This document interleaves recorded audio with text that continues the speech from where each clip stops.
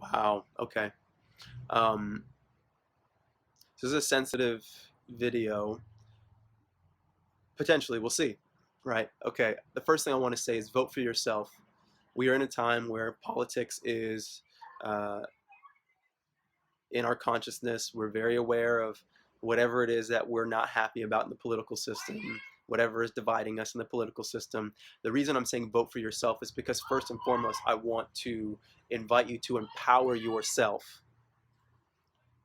over any system. Realize that we must become leaders in our own lives, first and foremost. Doesn't mean we don't participate. Participate. But don't disempower yourself enough to believe that you cannot do something to affect powerful and great change in this world without going to a voting booth, right? Without rallying for someone else, okay? Those things are fine. I'm not saying don't do those things. Do those things if you feel called to, but don't do them from a place of believing that someone else is going to do it for you.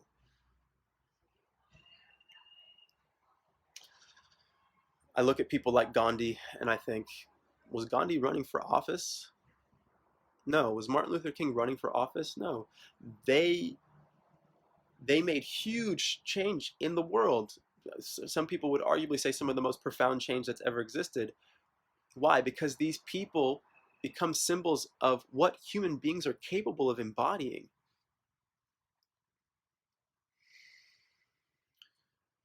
One of my favorite statements on leadership is that a leader is never chosen, a leader is recognized. So that's the first thing that I want to say. The second thing I want to say is everything that we're going through right now, this is a spiritual problem. This is a problem as a reflection of who we are as people.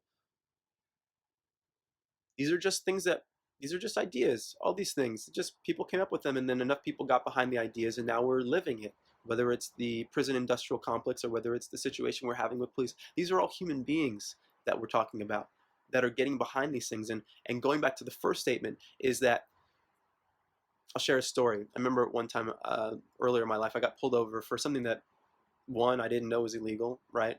I made a U-turn somewhere, and they were like, "You can't make a U-turn here." And okay, I'm getting a ticket. And I remember just talking to the police officer and just saying, does this make sense to you? Is this like, does this make sense? And his response is, "I'm just doing my job." And what that statement really means, anytime we say that we're just doing our job or we're just doing something because it's the way that it's been done, is it means that we are subverting our intelligence, we're subverting our heart, we're subverting our logic and our humanity to empower and perpetuate a system. So we are putting the system ahead of being human. And this is important. This is when I talk about anything, voting, whatever it is. You're putting a system ahead of being human. We've created these things. We can uncreate them at any moment. Okay? Um,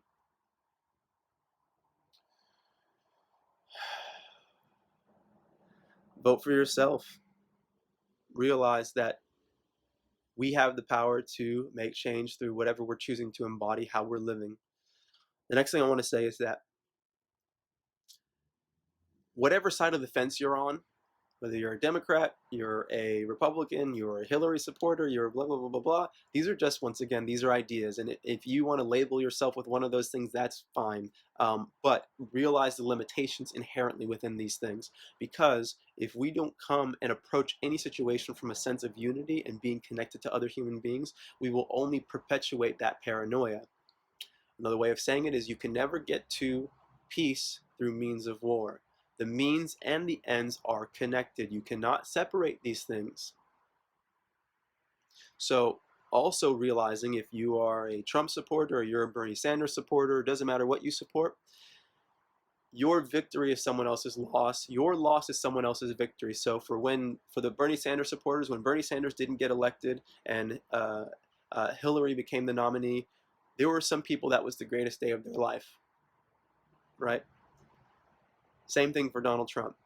And if he wins the presidency, it will be the greatest day in the world for a lot of people. And if Hillary, same thing. But you just have to understand you're on one side of the fence. Now, going back to saying this doesn't mean do not take action, that's not saying don't embody your beliefs. Yes, very much do that, but do it from a sense of unity. When I make these examples of Martin Luther King and Gandhi, the power that they had was that they saw the vision of unification and they allowed other people to see it because they were an embodiment of it. They didn't perpetuate their own righteousness to then further the paranoia and have someone else be the other dictator, right? The dictatorship of good, whatever we believe good to be, because that's the same situation that everyone's in, right? The story that I told is that if, for example, Jesus became president, or the Buddha or whomever, and they made all of their ideological philosophies law, for the people who are not ripe in their heart, that is a tyranny, that is imprisonment. If you're being forced to love your neighbor through external action, but there's not love in your heart,